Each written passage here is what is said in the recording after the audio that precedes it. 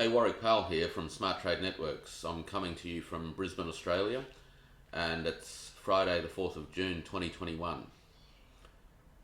This past fortnight has seen a couple of really big bits of news, in my view, impacting on the world of supply chains, and particularly supply chains of essential items. The first bit of news was from a couple of weeks ago, I think now, which was that Amazon, which is one of the world's largest e-commerce platforms, had in 2020 committed 700 million US dollars and a staff base of 10,000 people in an effort to tackle counterfeiting on their platform. That's remarkable news because it tells us of the scale of the problem of product counterfeiting. It's great that people like Amazon are finally doing something about it, but there are better ways. The second bit of news is that in the last week, one of the world's largest meat supply chain players had its operations in 3 continents disrupted because of cybersecurity attacks. Now, the global meat industry is worth billions of dollars, and it is an essential supply chain. It goes to the heart of what all communities need to function, and that's food, and a secure, stable, reliable supply of food.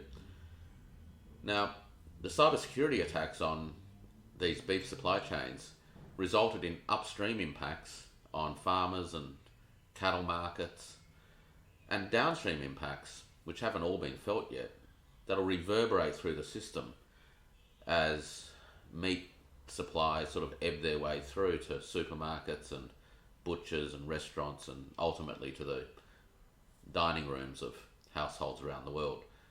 Now, both of these things really go to the heart of the problems that Smart Trade Networks is tackling. On the one hand, we're building credentialed marketplaces with fully credentialed, transparent supply chains to tackle counterfeiting at root and to reward merchants and suppliers and producers who value integrity, number one.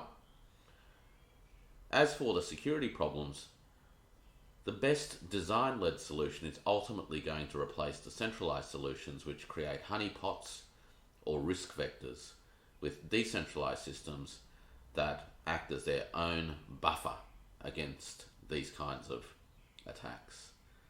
That's what we're working on at Smart Trade Networks, to bring decentralized solutions in critical supply chain industries so that communities can function safe in the knowledge that they're getting the genuine article on the one hand, and that their supply chain systems are going to be protected from cyber security attacks.